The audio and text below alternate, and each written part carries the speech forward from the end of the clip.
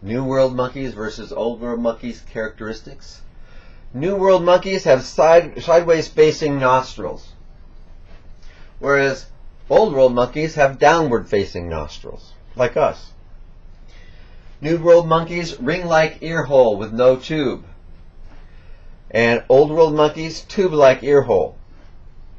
Dental formula for New World monkeys: 2-1-3-3, 2 incisors, 1 canine, 3 premolars, and 3 molars. Dental formula of Old World monkeys: 2-1-2-3, 2 incisors, 1 canine, 2 premolars, and 3 molars. New World monkeys have a prehensile tail or a grasping tail. No Old World monkeys or primates have that. But they do have ischial callocytes on their bottom side. The New World monkeys are distributed through Mexico and South America, and Old World monkeys or primates distributed in Africa, South Asia, and Japan. Social organization and behavior in humans. Humans live in primate societies. We are a multi-male, multi-female society. Both males and females either stay in their family of origin or move out. We are omnivores.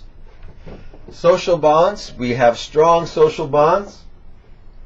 This is the key to our survival and our adaptation, the ability to connect, communicate, and cooperate in building our world. And we have mating patterns that vary. We have male-female relationships, male-male, female-female, group relationships. Unique behavior. Humans use symbols and language to interact. Language itself is a set of audio symbols. The tone quality of the voice, the starting and stop, how long it is, all express what's going on inside the person, or at least what they want you to know. This is all done with symbols. Language would not be possible without the ability to recognize symbols. That's why having Michael and Coco and Nim and Kanzi and other primates that have learned to sign use symbols so important. It's not something that just happened with us. It's something that the nervous system has been capable of for a long time. One of the key symbols in our society, of course, laws are brought in. Laws can be changed. They are created for a reason. Also, mythology that creates religion is symbolic. It does tell the story of the group that created that mythology. The mythology is concentrating on the human condition inside this mystery that is existence. It brings in the history of the people, and when telling that history, it wraps that around the idea of the mystery. It can be named. It can be a god or a goddess, or it can be several gods and goddesses, or it can just be an energy. The mythologies are not in competition with science. Both science discovery, our ability to understand the world, and the curiosities to go further is part of our adaptation, as is the mythology that brings in the idea that we can rise to our greater humanity. We can be more Christ-like, more Buddha-like.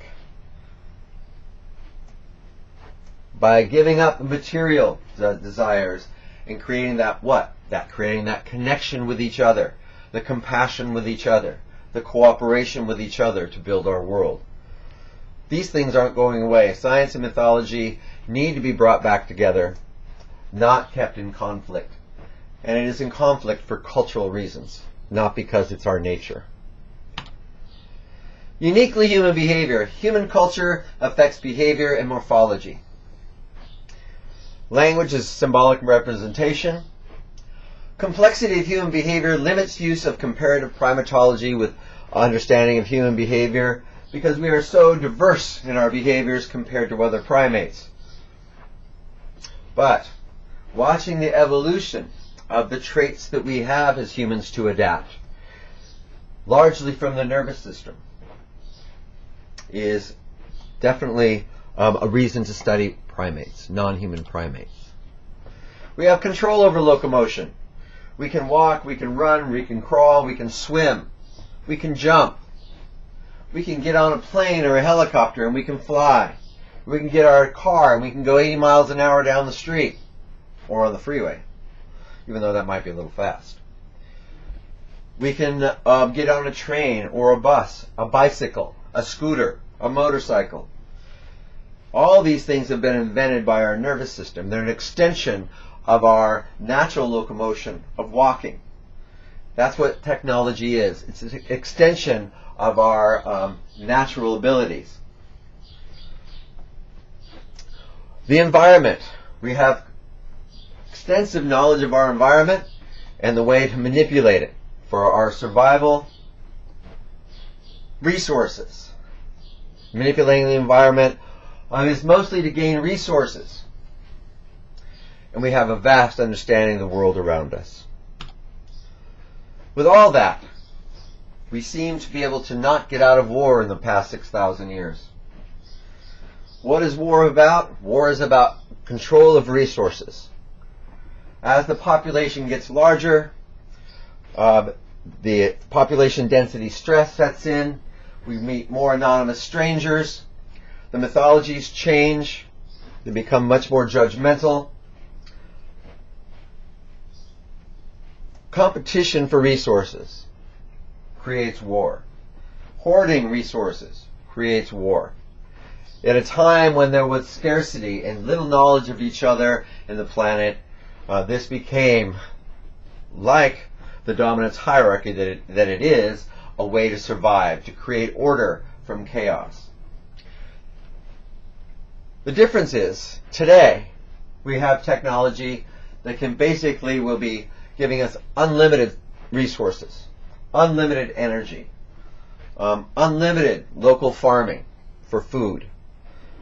So the scarcity that we've seen in the past can give way so that human beings can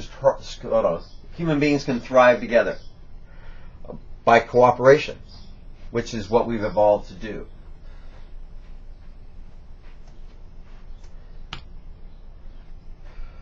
The deforestation of our planet, disregard of our place on this planet and responsibility to this planet, especially with the power we have, is creating climate change, global warming.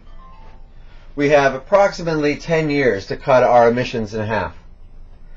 We have replacement energy that is not only renewable and sustainable, it will be next to free 20 years after we set it up. We'll just have to pay for the cost of maintenance. We also won't have to invade other countries to get their oil, their resources. We are on the cusp of a transformation. The old ways, the violence, the war, the dominance hierarchy, the hoarding, are holding on to the past. As your generation begins to see possibilities for humans to thrive in the future, if we change the dynamics of how we symbolize each other and the planet today, to symbolize each other not as us and them, but as us, as people who can work together to achieve sustainability and mutual health and well-being. Here we have a gorilla, chimpanzee, bonobo, and orangutan, and in the center we have humans. All primates, all related, separated by more than 6 million years of evolution. Thank you, class.